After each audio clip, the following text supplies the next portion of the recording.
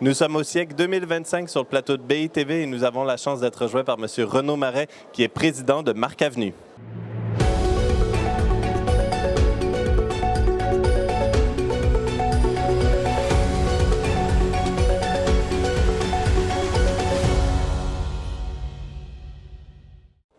Renaud Marais, merci d'être avec nous sur le plateau de BITV. Merci à vous.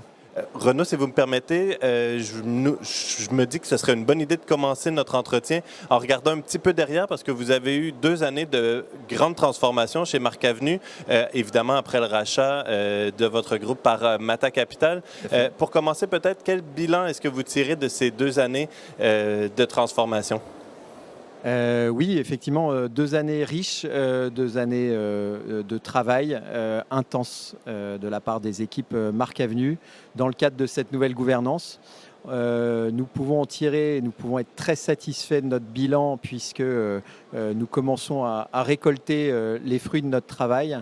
Donc c'est un bilan très positif en ce sens que nous avons réussi à repositionner Marc Avenue en tant que leader de son marché en France, du marché de l'outlet et donc de son industrie. Et donc ça, c'est une grande fierté pour l'ensemble des équipes. Nous avons beaucoup travaillé autour de l'expérience client, autour de l'innovation, dans un concept qu'on a qualifié de concept d'outlet de 6e génération. Donc la 6G du marché de l'outlet aujourd'hui en France, portée par Marc Avenue depuis plusieurs mois et qui permet de réinventer aussi l'expérience outlet, l'expérience historique sur laquelle nous étions pionniers il y a 30 ans et qui nous permet aujourd'hui d'hybrider nos centres, d'amener du loisir, d'amener de l'omnicanal avec la marketplace, de remoderniser tous nos espaces. Donc voilà, donc un gros travail des équipes. D'accord. Et justement, on a regardé un peu derrière. Si on regarde un peu devant, en termes de levier de croissance qui sont à votre disposition, qu'est-ce que vous voyez comme principaux éléments? Le principal levier, je pense, et celui sur lequel on a le plus travaillé sur ces 24 derniers mois, c'est le facteur humain. Ça reste les équipes et les compétences, ça reste la structuration interne, ça reste d'engager et de fidéliser les équipes, de recruter de nouveaux talents pour nous accompagner, pour délivrer nos plans d'action. On a forcément beaucoup travaillé là-dessus. On a réussi aussi à allier ADN des équipes historiques et ADN des nouveaux talents. On a réussi à associer aujourd'hui à mes côtés au sein du COMEX dans le pacte d'actionnaires certains profils qui étaient là historiquement dans l'entreprise. Et donc on porte une gouvernance collective pour adresser les enjeux de demain. D'accord. C'était le principal levier, le plus important pour garantir aussi cette transition facilitée entre ancienne gouvernance, très incarnée par notre fondateur Alain Salzman, et la nouvelle gouvernance avec aux côtés de Mata que j'accompagne effectivement depuis 2 ans en tant que président. D'accord. Ça, c'est le levier essentiel. On doit pousser notre singularité. Et notre singularité, elle passe par l'hybridation des centres, elle passe par le loisir notamment. On a ouvert 2500 mètres carrés de loisirs à Franconville, à l'étage du centre Quai des Marques, sur la patte d'Oie d'Herblay. C'est une première sur le marché de l'outlet. Personne ne l'avait fait en France.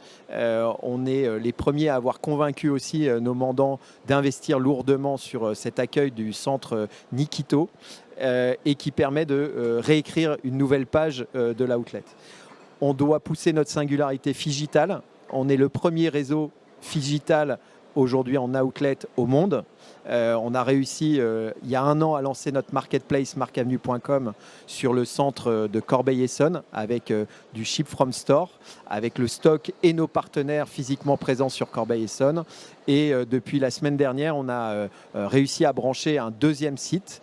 Donc on travaille en réseau multi-site, c'est notre force. Et on a donc branché Metz Talange qui accueille maintenant les enseignes complémentaires et différenciantes de Talange en ligne. Enfin, il faut effectivement qu'on travaille à la rénovation de l'ensemble de nos centres. Notre seul credo, c'est de doper la performance de nos partenaires. Donc par tous les moyens, à la fois dans les les lieux d'accueil que l'on propose. Aujourd'hui, on a 8 centres en France, 8 centres physiques, 5 autour de Paris, région parisienne, 3 en région. Et il faut qu'on réinvente l'expérience client physiquement dans les centres. Donc ça fait l'objet de gros investissements de la part de nos partenaires investisseurs. Et on doit pousser aussi les codants de Marc Avenue sur l'ensemble des centres. Ça nécessite beaucoup de conviction, beaucoup d'alignement avec nos mandants. C'est nouveau. Je pense que ça nous permet de décomplexer totalement l'outlet. D'accord. Et justement, vous avez parlé de votre vision de l'outlet 6G, si j'ai bien noté. Comment justement cette vision, est-ce qu'elle affecte votre feuille de route? Qu'est-ce qu'on peut attendre de Marc Avenue dans les années qui viennent en termes de développement? Alors Marc Avenue, en fait, je vous l'ai dit, a repris son leadership sur son industrie et a regagné aussi ses galons de visionnaire de l'outlet. On a expérimenté certaines briques aujourd'hui pour montrer à l'ensemble des opérateurs que notre industrie et notre conception du métier doit évoluer. On a à la fois aligné propriété des actifs et gestion opérationnelle des actifs entre le PropCo et l'OpCo, oui. Toujours dans une logique de l'immobilier géré plus que de l'immobilier investi. Et cette logique nous conduit pour l'avenir à aligner encore plus les convictions avec chacun des mandants, ça c'est le défi, que ce soit sur les sites existants ou sur les projets de développement, mais également de reconsidérer la place du gestionnaire pour compte de tiers que nous étions et de responsabiliser tout le monde. Et notre objectif, c'est décomplexer l'outlet vis-à-vis de nos partenaires. Donc on porte cette logique-là vis-à-vis de nos enseignes. On leur propose des nouveaux leviers de performance qui n'existaient pas, qui n'existent pas encore sur le marché et qu'on aura l'occasion de défendre également dans les prochaines années. Et démontrer que cette plateforme de circularité qui était créée ou qui a été accompagnée il y a 30 ans par Marc Avenue en tant que pionnier, doit se réinventer aussi autour de la RSE, doit pousser vers ce que nous, on considère devoir structurer, à savoir l'outlet circulaire. Comment est-ce qu'on intègre dans le parcours et dans les collections de nos marques partenaires cette logique de seconde vie, seconde main, réparation, donc tous les enjeux de la consommation beaucoup plus responsable demain.